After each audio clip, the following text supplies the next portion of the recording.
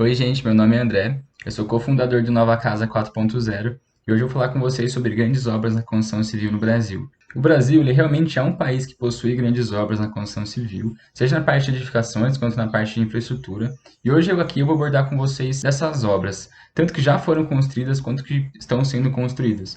E eu vou trazer alguns pontos relacionados a características gerais, técnicas, processos de execução e algumas curiosidades. O primeiro exemplo que eu vou trazer para vocês é o edifício Mirante do Vale, que começou a ser construído 60 anos atrás, em 1960, e foi terminado só 6 anos depois, em 1966.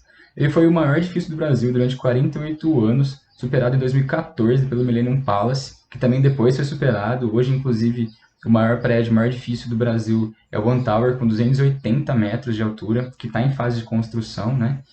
Mas independente disso, o Mirante do Vale continua sendo o maior arranha-céu da cidade de São Paulo, né? O edifício ele possui mais de 170 metros de altura, ele tem 51 andares, tudo feito em concreto armado. Algumas características, ele possui mais de 12 elevadores, 2 escadas rolantes, mais de 1.000 salas comerciais, um L-ponto, um coworking, 3 portarias. E alguns dados, né, que na sua construção foram utilizados mais de 20 mil toneladas de concreto, 250 mil sacos de cimento, 5 mil toneladas de ferro, mais de 25 mil metros quadrados distribuídos em vidros e castilhos. As fundações apresentaram mais de 20 metros de profundidade, o dimensionamento da luz e da força passou 5.000 quilowatts por hora, né? Então foram assim, números muito grandes nessa construção, também devido à magnitude da construção em si, né? E o que é muito legal dessa construção é que na época esses edifícios de grande porte eram muito feitos, eram muito projetados e construídos em estruturas de aço, né? O concreto armado ele era mais utilizado em edifícios onde iam até 8 andares, né? Então isso era muito incomum, só que por causa do porte, né, desse edifício, usar ele como concreto armado se tornou economicamente muito mais viável do que usar ele como estrutura metálica, né, fazer ele como estrutura metálica. Foi então que eles tiveram que, né, achar uma solução no concreto armado para construir o prédio. O segundo exemplo que eu vou trazer para vocês é a cidade administrativa de Minas Gerais. Ela foi projetada por Oscar Niemeyer em 2003, inaugurada em 2010, né? A cidade administrativa teve investimento de mais de 950 milhões de reais, distribuídos numa área de 804 mil metros quadrados, sendo que desses 804 mil, 265 mil já era construída, né?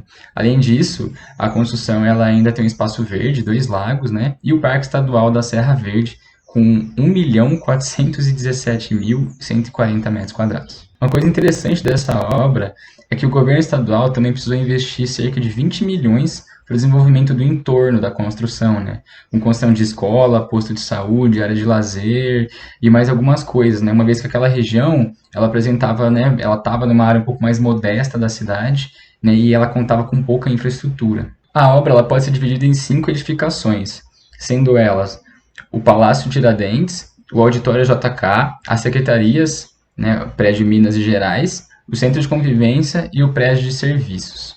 Todas juntas, elas apresentam mais de 70 mil metros quadrados de vidro, mais de 1 tonelada de alumínio e 22 mil persianas, né? Falando um pouco sobre cada uma separadamente agora, o Palácio Tiradentes é a sede do governo, ele é o maior prédio de concreto protendido suspenso do mundo, com um vão livre de 147 metros de comprimento e 26 metros de largura. Ele possui mais ou menos 20 mil metros quadrados de área construída, né? O Auditório JK, ele é construído em concreto também, ele possui área de 4 mil metros quadrados e capacidade de 490 assentos. Já os edifícios Minas Gerais, eles são compostos por 2 prédios de 15 andares, com 116 mil metros quadrados de área construída cada um.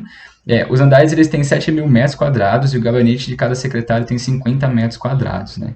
Esses prédios eles são complementares, eles têm um design côncavo e outro convexo, né? E na sua construção foram usados mais de 63 mil metros quadrados de vidros, né? 22 mil módulos e mais de 50 mil quilos de alumínio. O centro de convivência é um edifício de forma circular que fica entre os prédios de Minas e Gerais. Ele é composto por lojas, bancos e restaurantes e ele forma uma construção de por volta de 4.500 metros quadrados. Por último, o prédio de serviço ele foi construído depois da inauguração da cidade administrativa. E nele há unidades de polícia, bombeiros e comunicação, né? É importante falar que na construção da cidade administrativa de Minas Gerais, ela gerou muita polêmica, né, sobre essa construção. Seja pela falta de transparência sobre a execução das obras, seja pelo custo, enfim, né, isso deu muita crítica para o governo da época, tudo, né. Por mais que tenha tido todos esses problemas, e realmente isso é uma coisa muito importante que a gente tem que olhar, é impossível a gente negar, né, a gente olhar e ver como que essa construção se tornou um símbolo de Belo Horizonte, né. O terceiro exemplo que eu vou trazer para vocês é a Ponte Rio-Niterói, que teve sua construção iniciada em 68 e finalizada em 74. Na época, ela foi considerada a segunda maior ponte do mundo, com 72 metros de altura e 3,29 quilômetros de extensão, né, de comprimento. Toda a estrutura que foi utilizada na construção da obra, ela foi produzida na Inglaterra em módulos e foi transportada para o Brasil através de transporte marítimo. Inclusive, essa relação, né, entre Inglaterra e Brasil fez com que a Rainha Elizabeth II comparecesse na inauguração da obra, né? E, como curiosidade, o seu modelo de construção teve como inspiração a estrutura das pontes da ilha de Oleron, na França, e do Vale do Sieg, na Alemanha.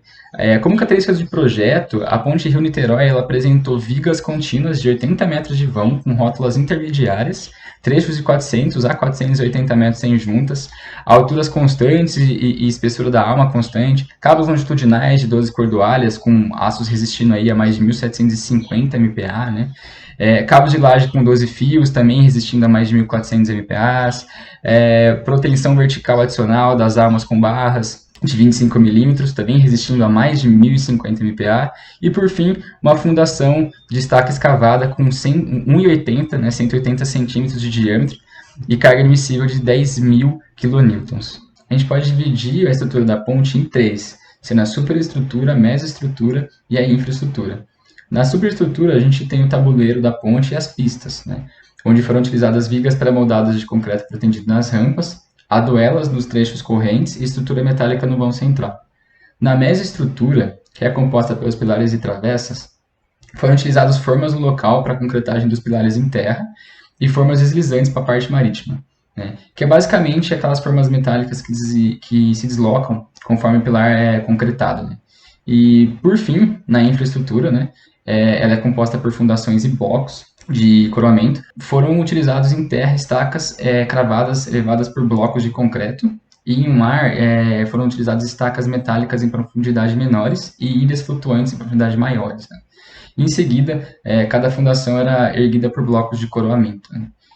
Algumas características, alguns quantitativos da construção é que foram utilizados mais de 550 mil metros cúbicos de concreto, 240 mil toneladas de cimento, 13 mil toneladas de estrutura metálica, 103 pilares duplos sobre o mar e 247 pilares sobre a terra, né? Além, claro, dessa ponte possui o maior vão em viga reta do mundo e o maior conjunto de estrutura protendida das Américas, né? A construção da ponte Rio-Niterói ela contou com diversos desafios, principalmente sobre os 9 quilômetros sobre o mar, onde a construção das fundações levaram muitas vidas de trabalhadores que eram negligenciados pela falta de condições de trabalho e acidentes nos tubulões. Por outro lado, né, ela foi o primeiro projeto de engenharia civil no Brasil que realmente foi utilizado o computador, assim, né? Então acabou se tornando um símbolo também de inovação no país. E hoje a sua manutenção, a ponte, ela conta com uma série de tecnologias que vão auxiliando esse processo e vão também trazendo essa inovação para dentro do Brasil. Como último exemplo, eu vou falar sobre a usina hidrelétrica de Itaipu, que é a segunda maior usina hidrelétrica do mundo, né? Que perde apenas para a usina das Três Gargantas lá da China. A construção se iniciou em 75 e terminou em 84. Né? A obra ela conta com um canal de desvio de 2 km de extensão, 150 metros de largura e 90 de profundidade. E a estrutura para desvio de concreto ela tem um comprimento total de 1.234 metros e altura máxima de 196 metros. Para a construção do canal foram necessários 3 anos, mesmo com a utilização de explosivos, escavadores mecânicos e uma força humana gigantesca. E o projeto ele previa a construção do reservatório de água com capacidade de 29 milhões de metros cúbicos. E que, inclusive, para isso foi necessário uma área de 1.800 km² de terra no canteiro de obra, que, na verdade, acabou desapropriando 8.272 famílias no Brasil e 1.200 no Paraguai. Além também da remoção de 35 mil animais que viviam na área, assim, inundada pela usina. A Itaipu Nacional, que é a empresa que gerencia, divulgou que o custo da usina corrigido para o ano 2018, considerando os encargos ajustados e tudo, foi de 17,6 bilhões de dólares, que foram transformados na geração de mais de 2,5 bilhões de megawatt-hora, né, desde o início da sua operação. Sobre os dados da construção, foram cerca de 40 mil trabalhadores envolvidos nas obras, mais 50 milhões de metros cúbicos de rocha e terra escavados para o deslocamento do curso do Rio Paraná, cerca de 16 milhões e 800 mil metros cúbicos de concreto e 105 milhões de sacos de cimento, o que equivale mais ou menos a construir 210 estádios do Maracanã e ferro e aço suficiente para construir 380 Torres Eiffel. Como era de se esperar, né, a logística de suprimentos era bastante complexa. A equipe ela precisava coordenar a chegada de enormes quantidades de materiais em pouquíssimo tempo, né? Na fase de concretagem, por exemplo, cerca de 140 toneladas de concreto chegavam no canteiro a cada 20 minutos, né? O ritmo de trabalho da equipe era suficiente para erguer um prédio de 20 andares a cada 55 minutos. Eram mais de 40 mil operários trabalhando e muitos dos quais precisaram se mudar com a família até para Foz do Iguaçu, né? Fazendo com que a cidade crescesse muito, né? Infelizmente, estima-se que por volta de 145 funcionários perderam a vida devido a acidentes de trabalho, né? A usina hidrelétrica de Itaipu ela representa outro marco, né, para a construção civil no Brasil, porque além da grandiosidade dessa obra, ela apresenta, né, uma eficiência em sua operação muito boa, muito grande. E é isso, gente. É claro que existem muitos outros exemplos de boas obras, né, grandes obras, obras marcantes dentro do Brasil. O Brasil ele possui muitas obras muito interessantes, mas a gente escolheu essas 5 para apresentar para vocês. E é basicamente isso, né? Mais para frente a gente vai trazer mais alguns conteúdos, mais alguns vídeos. E é isso. Tchau, tchau.